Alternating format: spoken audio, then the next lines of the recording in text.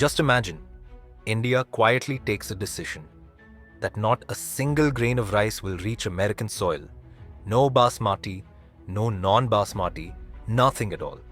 Next day, Indian food sections vanish from US supermarkets, restaurants go into panic, and Washington falls silent. Can you believe India did this? And this was just the beginning of a much bigger plan. Friends, the moment Donald Trump slapped a 26% tariff on India, everyone thought India would explain itself, run to the WTO, or request some peaceful meeting. But India said nothing, just acted. And that action shook Washington to its core. Without uttering a word, India halted all rice exports to the US. Basmati or non-Basmati, nothing would go. Ships en route to American ports were immediately diverted. Now the rice would go to Japan, Indonesia, and Africa instead. Every year, the US imports billions of dollars worth of Indian rice, but not anymore. That aroma, that flavor, they're no longer America's to have. India replied in America's own language. Tariffs, then no supply. Modi's government made it crystal clear. Only those who show respect will get business. And it didn't stop at rice.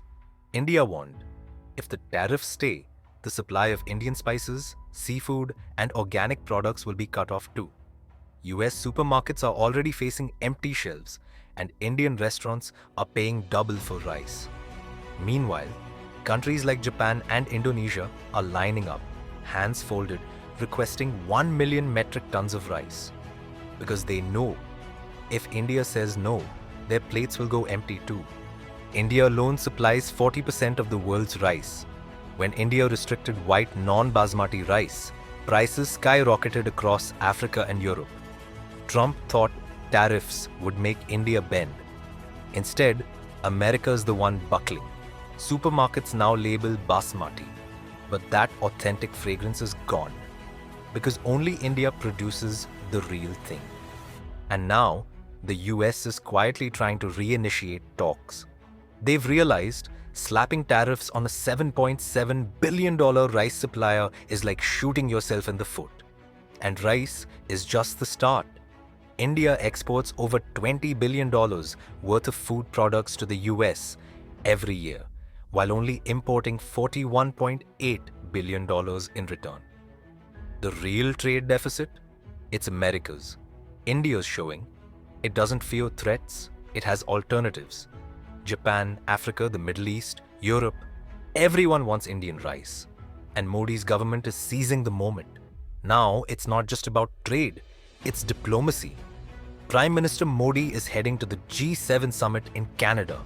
But first, his plane will land in Cyprus, a tiny nation, but a masterstroke move. The moment that plane touches down, Turkey and Pakistan will feel the shock. India is openly backing Cyprus now, rattling Turkey in its own backyard.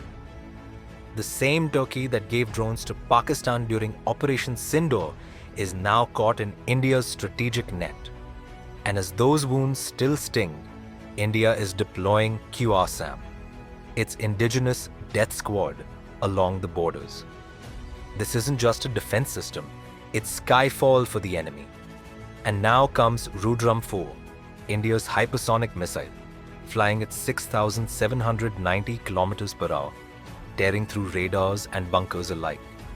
China or Pakistan, no radar, no bunker can stop it.